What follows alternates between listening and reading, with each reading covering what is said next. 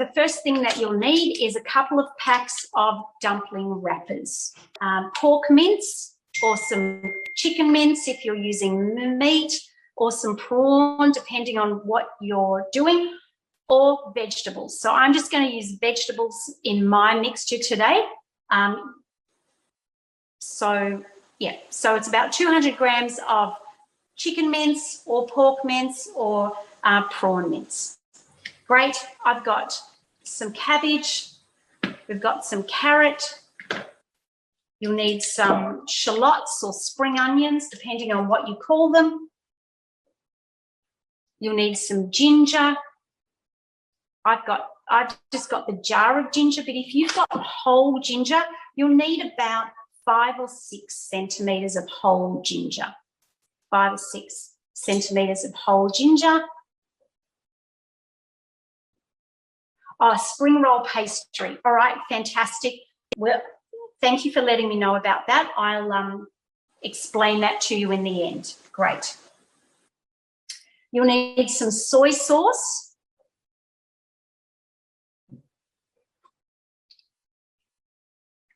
You'll need some rice wine vinegar or some Chinese cooking wine. If you haven't got that, it's okay. Don't stress about it. If you've got it, great. If you haven't got it, there's no drama. You'll need some salt. You'll need some sesame oil, some beautiful sesame oil. And if you've got some white pepper, grab some pepper from your cupboard. Beautiful. Excellent. All right. So and you'll need some oil to cook your wrappers in. Great. All right. So in terms of equipment, you'll need some measuring spoons. I've just got my little handy dandy ones here. You'll need a bowl. I've got my mixing bowl here. You'll need a metal fork or a little masher, but a metal fork will be absolutely fine. You'll need a knife if you're cutting vegetables. You'll need a little bowl like this. I hope you can see that. That's clear. Just a little bowl because we're going to put water in it. You'll need a container or you'll need a baking dish like this. I'll hold that up. A baking dish, like a baking tray that you can put your dumplings on, raw. And you'll need a little serving bowl, plate. You can just have a dinner plate to put your dumplings on once you've taken them out of your fry pan. You'll just need a fry pan like this. Where is my overhead gone? You'll need a fry pan like this. If you're making pot stickers, you'll need a lid as well for your fry pan. You'll need a pair of tongs. And you'll need like a egg lifter. Brilliant. All right. Are we ready? Fantastic. So the first thing that we're going to do is that we're going to prepare our filling. So if you've got meat, I want you to pop your meat straight into your bowl. If you're using cabbage, then you're going to slice your cabbage up and pop that into your bowl as well. And you want it really thin. So I'm just doing my cabbage. And you want it really, really thin.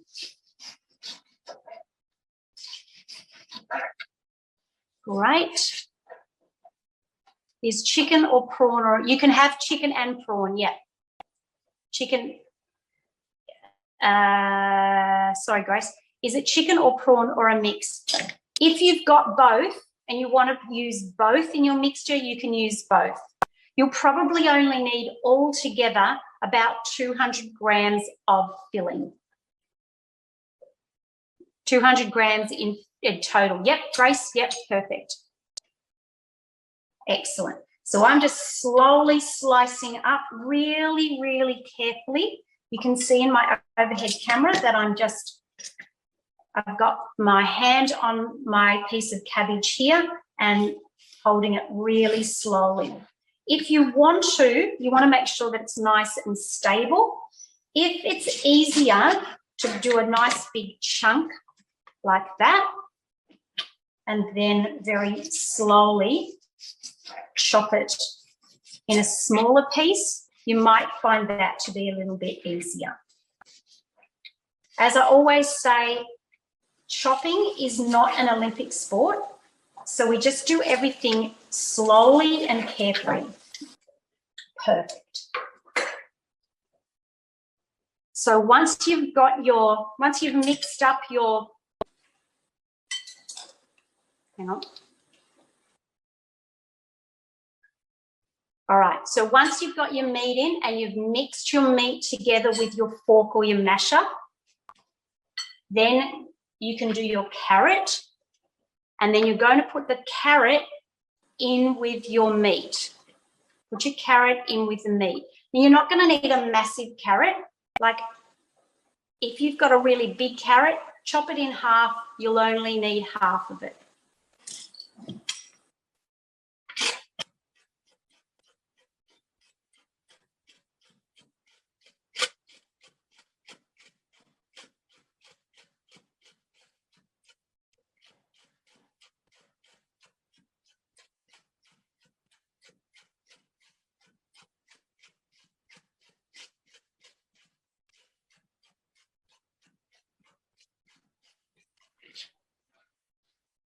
And then I've got my carrots on top.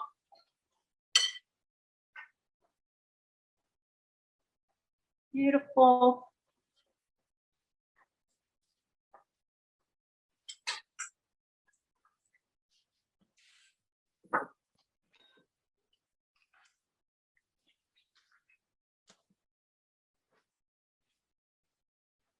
Excellent.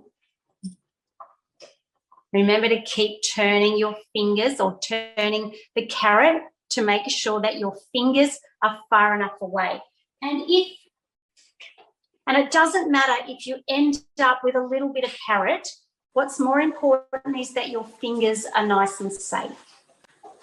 And then if you want to just give your mixture another little mix, so you're tossing your carrot through your meat mixture.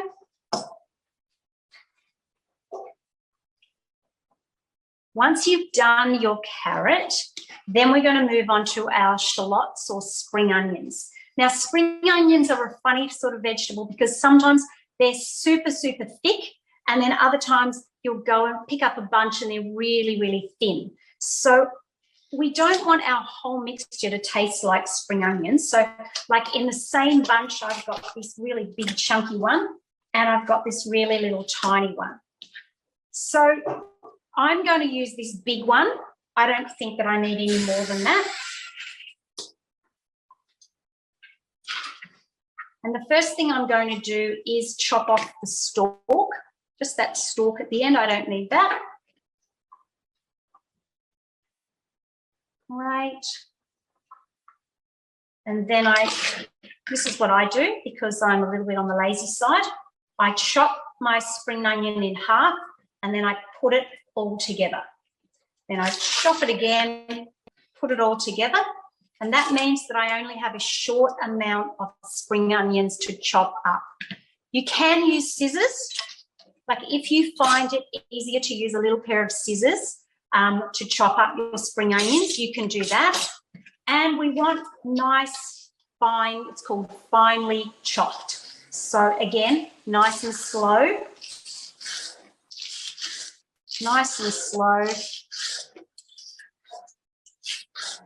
And I'm using nearly all of the stalk. Oh, I'm throwing food around.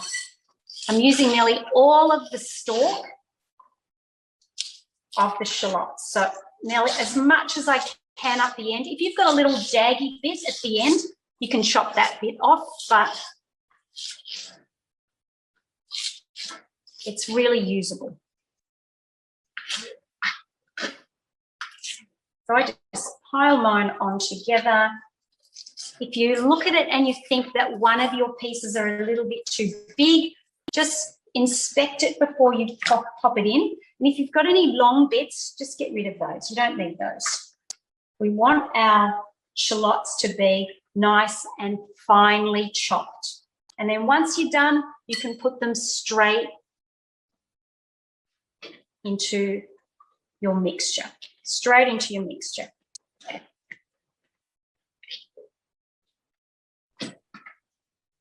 Fantastic. All right, so the next thing that we're going to do is we're going to start grating up our ginger.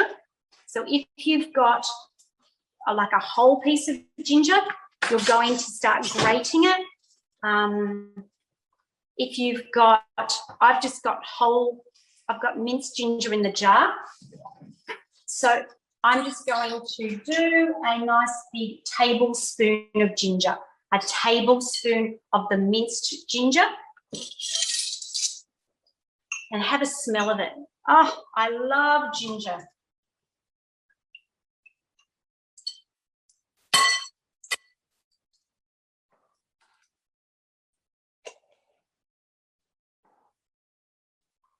A tablespoon of ginger, you want to smell it, make sure that it smells amazing. I love it. And if you're grating it, where's my grater gone?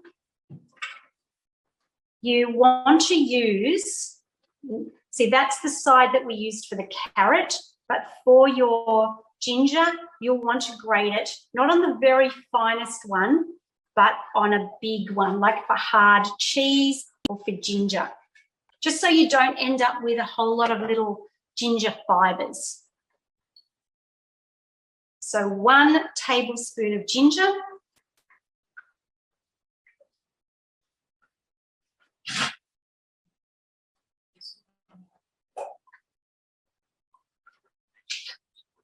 And then we're going to add 1 tablespoon of soy sauce. 1 tablespoon of soy sauce. There are different kinds of soy sauce. You can get light soy sauce, sweet soy sauce, regular soy sauce, gluten-free soy sauce. Just use whatever you've got on hand. The recipe does say light soy sauce. It doesn't matter. Now, you'll find that I always measure at the side of my bowl. I never measure over the top, because if I accidentally spill my mixture, my ingredient into the bowl, I don't know how much I've spilled, particularly if it's a liquid like soy sauce is. So I measure it at the side and then I slowly move it into the bowl. Something I have to say, I've got to take a photo.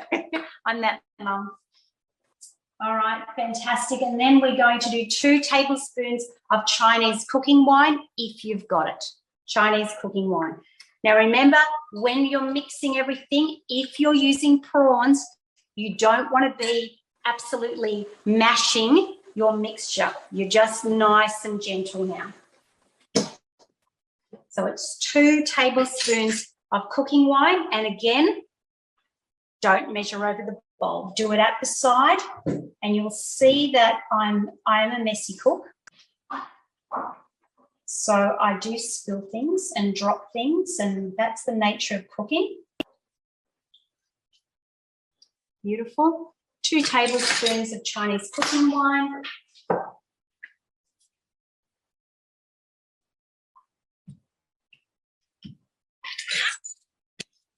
You can make your filling as complicated or as simple as you want. So, can we use rice? Yes, rice wine vinegar. I do the same amount, Owen. 2 tablespoons, yes. We're balancing out sweet and sour, and then it's half a teaspoon of salt, half a teaspoon of salt. I know we're using soy sauce, but whenever I've made this recipe before, I always have felt like we needed a little bit more saltiness just to bring out those flavors. So it's half a teaspoon of salt. Beautiful. And again, I measure at the side. And then I sprinkle. And the reason I sprinkle is just to make sure that it doesn't end up in a lump. Fantastic. Half a teaspoon of salt. Excellent. And then we're going to use sesame oil. Now, I love sesame oil. Love it. Have a smell of the bottle. Ooh, it's a very strong smell, but you're only going to use a little bit of it, and it's going to all mix through. It's going to mix through with the vinegar and the ginger, and you're going to end up with beautiful, beautiful flavoured dumplings. So you've got 2 tablespoons of sesame oil. 2 tablespoons of sesame oil.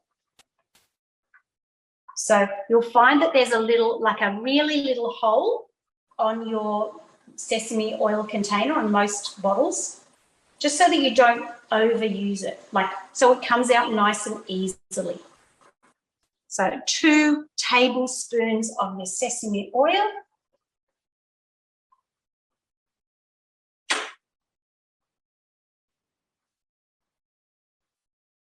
Beautiful. So, so good. And then when you're done, we're just going to very gently with your fork or your spoon start mixing those beautiful flavours in together. Great. Once you're done, we're just going to put that to the side a bit, and we are ready to start making dumplings. Great. So I'll just let you guys get organised.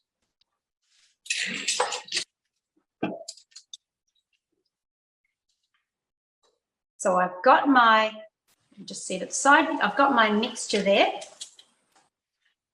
What you'll need to do is get a plate or a baking tray. Now I've got my, like just a normal baking tray, and I've put a piece of baking paper across the top. Piece of baking paper across the top.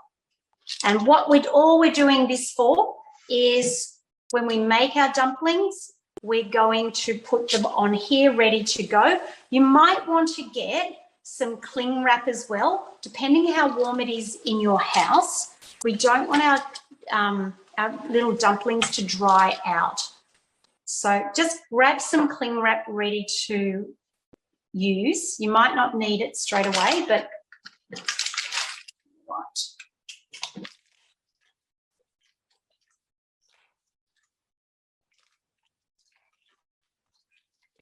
Beautiful. All right. Now, I've got my filling here. I've got my pile of little Gougie wrappers, and I've got my water here. Then you'll need a little spoon.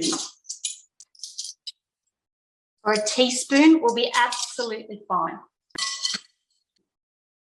So what I'm going to do is, the first thing I'll do is I get my finger and I literally just wet a half moon, like a half moon on the edge of the pastry. Not all over it, just half moon. Great, so if everyone wants to do that first. Then I'm going to get a teaspoon of filling. And remember, the first one that you do is always your test one. It's always the test one.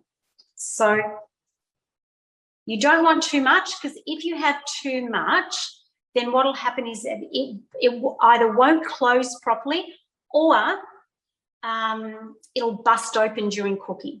So I use a teaspoon, but work it out as you go along, particularly if you've got different sized pastries.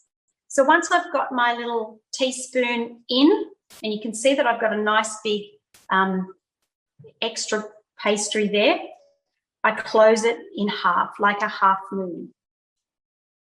So close it in half, and then we just want to seal it up to begin with. Sealing it up.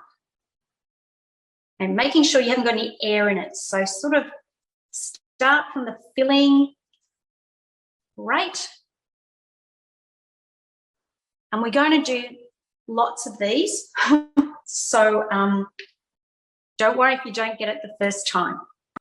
Then what I'm going to do is, you can see how I'm holding my hands. I've got my hands like this, and then it's like I'm a crab. So I've got my thumb and my forefinger, and I'm going to, so I'm pinching them together, and I'm going to create a Z on top. So you can see that, a Z, and then I'm pushing them together. Little Z, and then I do 2 more Zs. Now keep in mind that I have made thousands of these, so it just takes a little while to get it. Once you've got it, there's no turning back. It's like riding a bike. You'll figure out how to do it. Then I turn it around and I do it on the other side. And there is heaps of different ways that you can do your spring roll wrapping. So I just do that one. Now you've got a whole pack there. So again, don't worry if you don't get it the first time.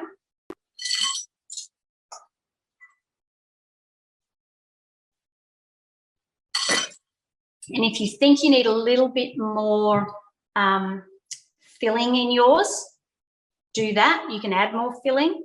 Remember that it's like when you make a pancake. The first pancake is always the dodgy pancake, but then it gets better. So the trick is making sure that you've sealed it all the way around. And then I do my Z. Now some people start at the right-hand side. So you kind of develop your own little way of doing it.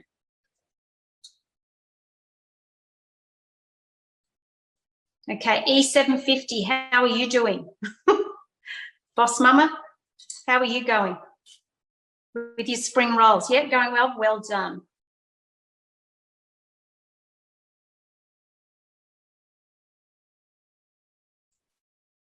It's always a bit tricky with finding spring roll paper, spring roll or gougey wrappers. My local woolies never sold them until the last 2 or 3 months.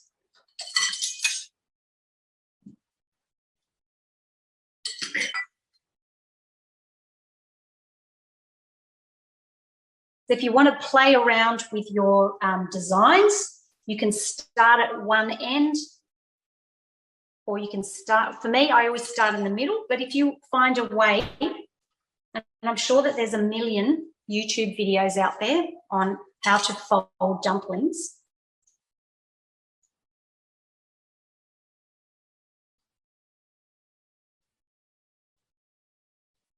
And then you can also fold them like a wand. You can fold them like a little money bag where they all come together at the top, which is the easiest way to do them.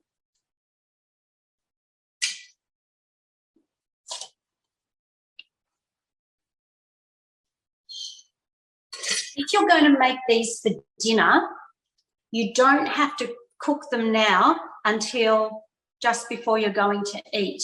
So what you can do is cover them with some cling wrap and then pop them into the fridge. So they'll stay there until tonight or even tomorrow morning. As I said, you can freeze them as well. but I'm just going to show you how to make pot stickers. So I've got my fry pan over a medium heat because I don't want to burn the bottom of my beautiful dumplings here.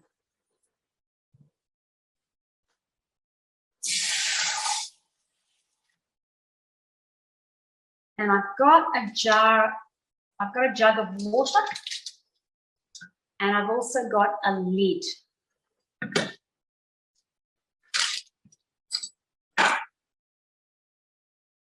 And my tongs. So because I'm using a non-stick fry pan, I'm using non-stick utensils or plastic utensils just to make sure that I don't scratch my non-stick pan.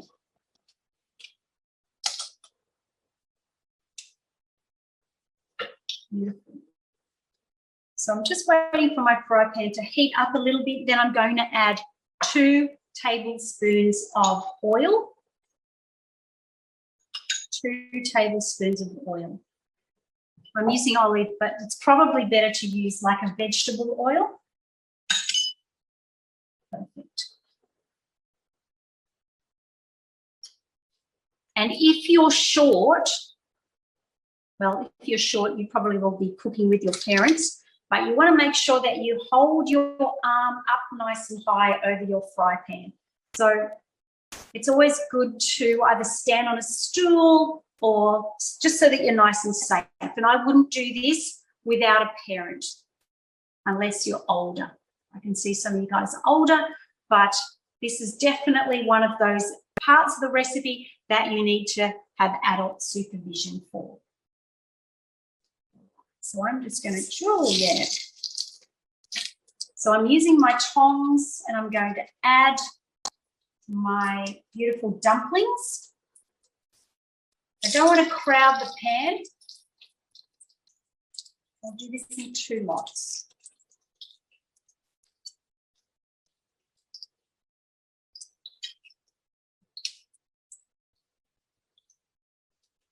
So I'm looking for the bottoms of my dumplings to be nice and golden.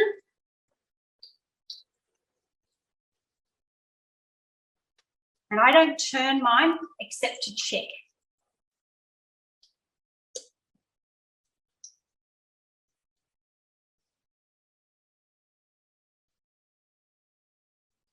So what we're looking for here is just for our beautiful, the bottoms of our beautiful pot stickers to get nice and golden.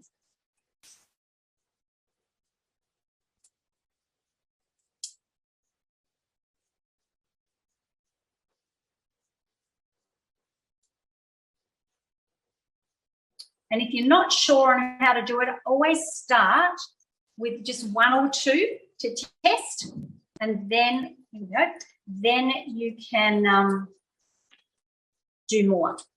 All right, so mine, if you can see that, I've got some nice golden underneath, golden bottoms. That one's too golden. So I've got my lid here because it is going to spatter. And then I'm going to add half a cup of water.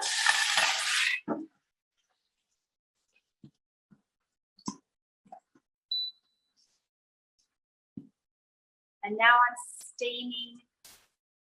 I'm steaming the dumplings. So all of that water created lots of steam, and that's going to cook the meat through.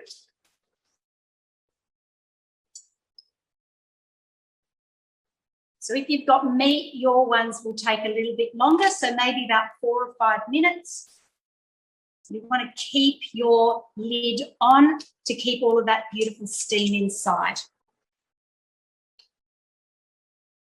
So what will happen is it'll have a nice, beautiful, crispy bottom and steamed, fluffy, soft top.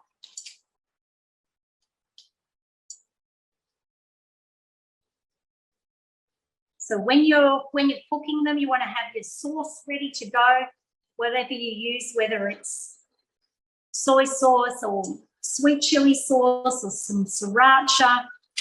Yum. Right, I'm just checking that. Oh, yum. Beautiful. Oh, so good. Perfect. Yum.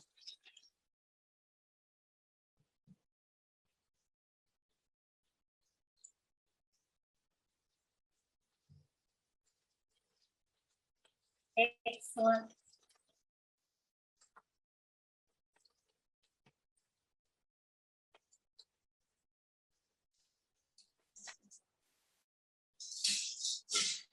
Oh, good question. Medium heat. Do you empty the pan? All right. That is a great question. I don't empty my pan, but what I do is I give it a couple of minutes. I give my pan a couple of minutes for the liquid to evaporate off. So I don't empty it, but I just allow them probably just a minute, and then that liquid will evaporate off, and then you'll be able to put the next lot in. Great question. And how do we steam in a pot? Oh, okay. You probably need to have, it'll roughly be the same time, but if you're steaming, you will need to have a steaming pot. So, or a steamer, like the proper steamer, and it's the same, it's a similar sort of, yeah, if you've got a steamer pot, your parent will know how to use it. You'll just need the water, but the trick with steaming is to make sure that none of your dumplings touch. So you want them separated, but it will be around the same time, probably about 5 minutes when you put it in and the steam coming out, going crazy, and then they'll go all nice and soft. Brilliant. Excellent. All right, guys, well, I'm going to leave you there. So lovely having everybody today. And you will love making your dumplings and eating them for dinner tonight. Fantastic. Steam in a pot. It's about 5 minutes if you're steaming them in a pot. Yeah, excellent. All right, guys, thank you so much. Lovely having you.